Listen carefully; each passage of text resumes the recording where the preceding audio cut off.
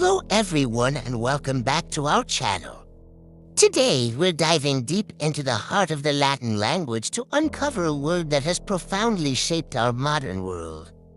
I'm talking about IUS, spelled IUS. It might look small, but its impact is gigantic. So what is IUS?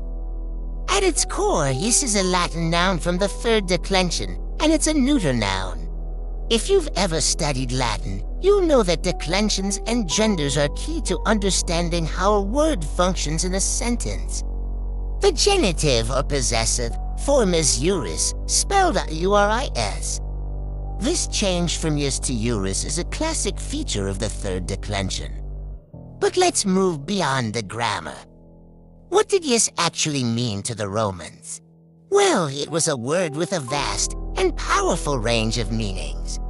It could mean law, but not just in the sense of a single rule written in a book. IUS represented the entire legal system, the very concept of what is right and just. Think of it as the foundational principle upon which all other laws were built. When a Roman spoke of ius, they might be referring to a binding decision made by a magistrate. They could be talking about their right to own property or to be treated fairly in a transaction. It also encompassed the idea of duty, the obligations that citizens had to each other and to the state. IUS was the glue that held Roman society together, a complex web of rights and responsibilities. You can see the ghost of ius in so many of our modern English words.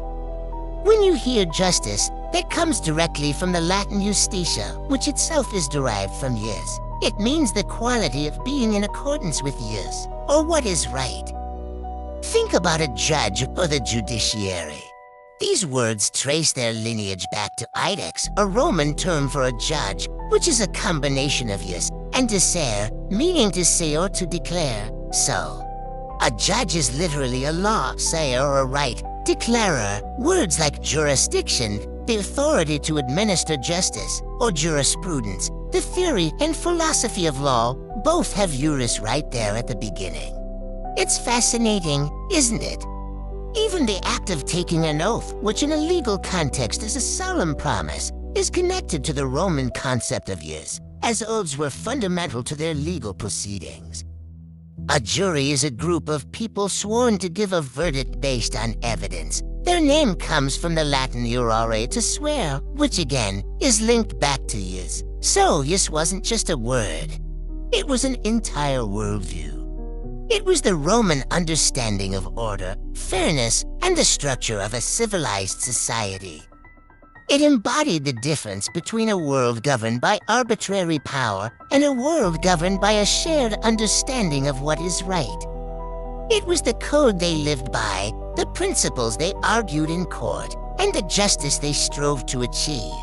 From a simple three-letter word, ius, we get this incredible legacy that extends into our courtrooms, our governments, and our very ideas of right and wrong today.